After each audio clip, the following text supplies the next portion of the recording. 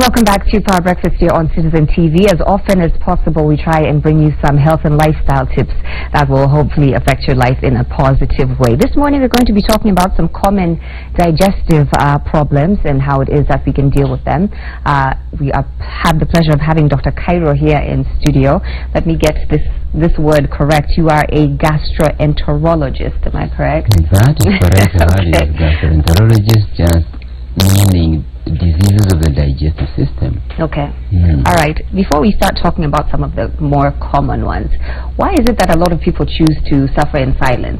You know, sometimes people will have all types of stomach upsets going on, but you feel like, I don't really need to go see anyone. I'll handle this myself, or it'll pass. Why is it that you think most people don't decide to get help? I think it's because the commonest complaints that people have had for years are like the acidity, so to speak, and heartburn. They have lived with them because they come and go, and most of them have been self-medicated with antacids from the shops, and I think they manage that way. So unfortunately, the significant in terms of other diseases that may be severe, they are missed. Right, because they come and go, like you're saying. Let's talk about some of the most common signs of having digestive disorders. What is it that presents itself, and you know, at that point we say, I need to seek help for this? I think it's just good to mention that a large percentage of people attending clinics, hospitals, have symptoms related to the digestive system, and it's good at least to mention some of the commonest symptoms that patients present with. They have the abdominal pain. If no pain, there is burning, referred to as heartburn. Number 3, the patients complain of an accumulation of a lot of gas, bloating. And number 4, the lack of appetite, or eating a small amount of food and the patient feeling full. And number 4, they may be nauseated, they may vomit. And a few others which accompany those symptoms are changes in going for the long call. There are 2 ways. One group may have constipation. That means they stay for 2-3 days and above without opening bowels. And the opposite occurs in the other 50%. They have diarrhea. And it's good to note that it's not always diarrhea of watery, like food poisoning. They may have the urge to go for the long call. When they go there, they may pass small amounts of loose stools, or stay waiting for it to come out for a long time. It's not coming out. And lastly, a few other symptoms that are a bit more significant, like vomiting blood or passing blood per rectum. And also not to forget some patients who may present with difficulties in swallowing. In summary, those are the commonest symptoms patients go to the clinics with. Right. And each one of those symptoms represents a different type of disease, right? So maybe you can talk to us about some of the more common diseases that these symptoms represent. Right, very good.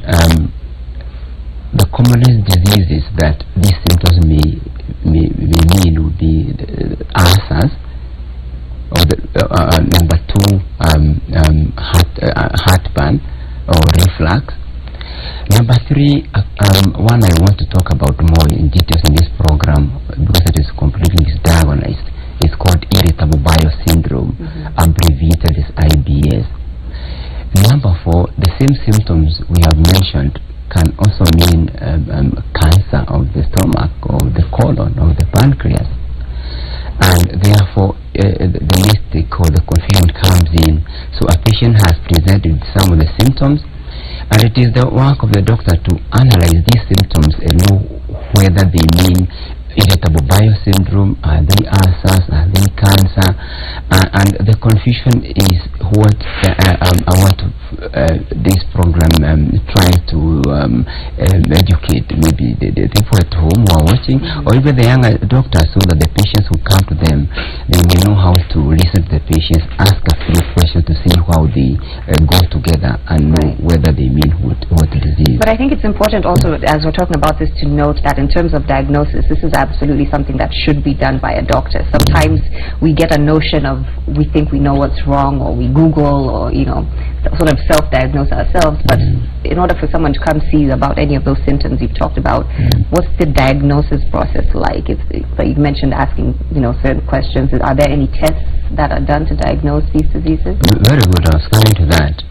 Because I want to mention the two challenges that doctors encounter in trying to sort out these symptoms to know which disease they mean. In these conditions, the digestive system, number one, I said that different symptoms may mean different diseases. Or number two, in training of the doctors, many diseases, there are some specific tests you can do in the laboratory and confirm the diagnosis. Unfortunately, and this is the catch, a few of these common diseases, number one, the irritable bowel syndrome and a few others, we do not have a specific laboratory test to confirm the diagnosis. How we diagnose them is having a set of symptoms, like a criteria of symptoms where the doctor must understand that it may exist and ask the patient some specific questions about pain. Are they bloated? Do they go for the long cowell and all that? So that if you have some symptoms, one of these conditions is diagnosed by an established criteria of symptoms, because there is no laboratory test to diagnose it. There are no scans to be done, and this is why during this program I want to emphasize and tell mention it to the doctors and people watching that this common condition which is missed mainly because there's no test to be done, and how how we diagnose it and help patients. In terms of lifestyle, maybe you can talk about the correlation between the lifestyles that we're living now, where maybe we're not exercising as much or we're not eating right, and how is that connected to some of these more common digestive diseases? Of course, lifestyle these days have come to affect our body systems, and therefore, apart from the lifestyles affecting the digestive system, we all know that they are mentioned in many other disease conditions, including the diabetes and cancers and so forth, and therefore they also fall in and affect how our digestive system works. And I'll get a minute or two to explain exactly how these lifestyle changes affect our digestive system. Okay. All right, you can go ahead and do that now. Yes, it's good. This is the right time to do that. And I will go back to explain more about this very common condition of the digestive system, which is very commonly misdiagnosed, the irritable bowel syndrome. Let me tell you how it presents. Very simple if the doctor is aware about it. It is usually long-standing that the patients have symptoms that have been there for a long time, sometimes years, on and off. They may be mild, they may be severe. And there are three main symptoms that go together. There is, number one, the pain. If no pain, the abdominal discomfort. Number two, they accumulate a lot of gas, the bloating in the intestines. A little amount of food, bloated. Number three, they always have changes in going for the long call, either the constipation or the loose motions or going for the toilet and they're not passing through as well. And apart from those three, because they are basic ones that help us diagnose IBS, irritable bowel syndrome, body systems work together. They are connected to the nerves, so the digestive system connected to the nerves, to the muscles, to the brain, and therefore many patients who have severe IBS, they have all those three, like the pain, the bloating, not going for the long well, but then they may have added symptoms like feeling tired, lethargic. They have disturbances in the rhythm of sleep. They don't sleep well. They have headaches. You can see those are the patients who are completely misdiagnosed. And I wanted to mention here how the diagnosis is missed. Remember, historically, pain in the tummy is referred to as acidity or ulcers. When a patient presents to the doctor and says they have pain here, they know the patients do not have the knowledge to tell the doctor that they have those others. They just feel pain. But the first thing the doctors do is to think of ulcers and go to the laboratory and try to find out what to do to find out whether they have ulcers. And therefore, and this is the right place to mention about a very common test that is done, called blood test or stool test to diagnose some bacteria called H. pylori. And H. pylori are bacteria that are found in normal human beings, about 80% all of us have H. pylori bacteria. They have lived in our system over thousands of years like other bacteria. We acquire them as we grow up. 5 years, 15 years has been studied that 80% of all of us have those bacteria. A lot of them do not have any problem at all. Confusion came in when we discovered that less than 10% of them, they may be associated with ulcers, and even less, like 1% or so, they may have something to do with cancer of the stomach. You can see when you mention those things to people, they get very worried about the presence of the bacteria, but we are saying that they have been living there for all the time, not causing many problems to anybody.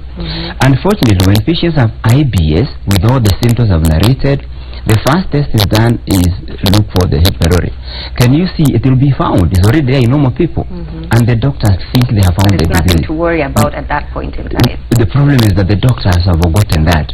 They think that when they find it, they think that it must be the cause of the symptoms, and in this particular case, it is not the cause of the symptoms. So the patients are in trouble because they start getting treatment for H. pylori, the bacteria that has been there since they were young, and it is not the cause of the IBS, it's not the cause of other diseases like cancer, and then the whole treatment scenario begins where the doctor is now trying to treat the H. pylori.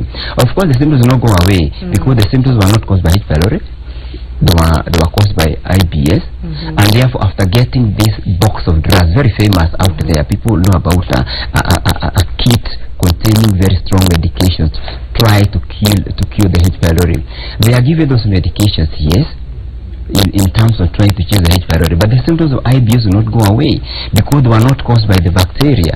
So the patients go back again to the doctor. The symptoms are there. The doctors have forgotten this condition. They repeat the test again, and it is the bacteria may still be there. They repeat the kits again. So patients, so the patients come to me when they have had a lot of sessions of treatments. And you remember, human beings, when you have symptoms and you have gone to the doctor, it has been tested, treated, they are not going away, we get more anxious because we are wondering what else. Yes. Just quickly, you brought these some diagrams here. Maybe you can explain to us what is on there. Good. I think I like to explain to my patients about how the symptoms of IBS come about. I usually tell the patients about how the normal system works. When the system is working well, we eat food, large in the stomach, and when we are not feeling it, the system of digestion takes over. We have a very well controlled rhythm that pushes the food out to the stomach, into the intestines, and when the stool forms in the large intestines, a very well controlled rhythm, you don't feel it, that moves the stools and tube empty the usual once a day or twice a day. But in these patients of irritable bowel syndrome, we have many theories. What we know is happening is that this normal rhythm that is very well regulated becomes disorganized, slows down, that when you put food there, it takes time to be emptied from here into the intestines. The longer it stays here, enzymes are continuing to digest it, producing a lot of gas. The bloating is real, causing pressure and pain, and eventually when the stools form here, again the rhythm is abnormal. One group slowing down, constipation. Another group, the same condition, it is irregularly moving, but not moving well, making patients feel they have to go for the long call, and when they go there, small amount of stools, they are sitting there in the washroom, they feel unemptied, they wait, and small amount of stools may come out again. So they have all those disturbances on and off, and they are the commonest patients we have, the ones who are unfortunately misdiagnosed to have ulcers. They have no ulcers, they have this condition called irritable bowel syndrome. Right. Yes. I think it's very important to have the correct diagnosis from as early as possible. I'm sure there are people watching who might want to get in touch with you, maybe consult you on some issues, some digestive issues that they've been having. Maybe you can tell us where it is that they can find you or get a hold of you.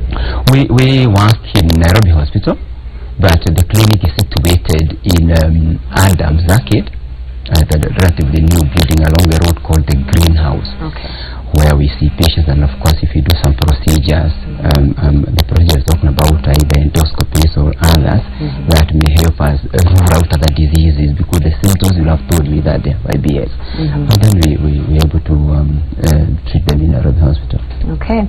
Dr. Cairo, that's all the time we had this morning, but thank you for coming and sharing some of the more common digestive problems that people are having and how it is that you should deal with them. And I think, again, proper diagnosis is very important in this. Thank you so much for making time for us here on Power Breakfast. Do stay tuned. Willis Aburu yet to come on board with his Man Cave panel. So you want to stay tuned for that. Again, the hashtag to use is Power Breakfast.